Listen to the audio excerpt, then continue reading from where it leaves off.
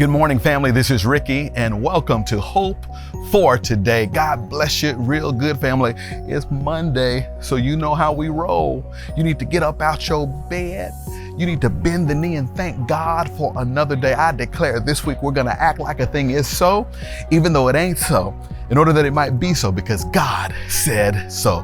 Y'all, I am hyena happy and peacock proud, because all this month we're going to be celebrating Hope for Today from the Holy Land, the Holy Land, the Holy Land. You guessed it, Hope for Today is on location in Israel. I get to be here with about 80 some odd folks from Southwest Church.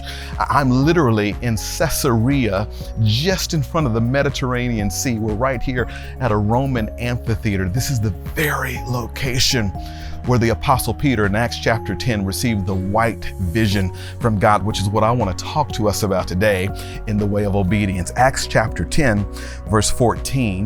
Now there's this great white sheet vision that Peter has. The gospel is moved out of Jerusalem and Judea. He's a few miles up north here in front of the Mediterranean Sea. And Peter gets this great white vision of all those things that have been formerly unclean in the Jewish dietary laws. God says, now arise, Peter, kill and eat. And so Peter sees this vision and this dream of all these things that he used to couldn't eat. I'm talking about pork ribs and bacon, macaroni and cheese and hog maw and pulled pork sandwiches and all these things that the Jews would have said formerly was unclean.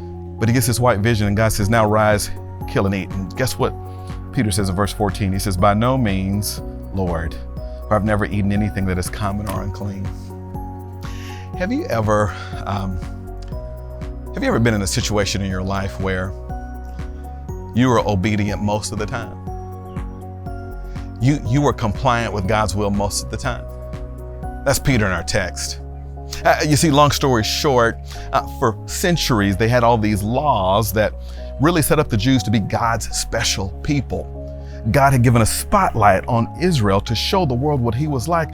But the problem in the Jewish heart and mind is that instead of understanding that they themselves were spotlights for God, they put the spotlight on them, which means that they made themselves better than others. They esteemed themselves more highly than others. There were issues of racism and issues of discrimination because they thought they were special people instead of people serving a special God. And that often happens in our hearts, where instead of understanding that we are a spotlight for God, we think that God's spotlight is on us. And like Peter, you and I can sometimes be in those moments where God is saying, I want you to do something, and we have the audacity to say, by no means, no, Lord.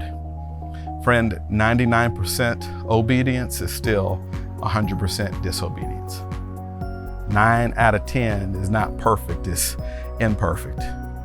And what I love about this passage is that if God doesn't work on this thing in Peter's soul that is alive and needs to be made dead, the gospel never moves forward.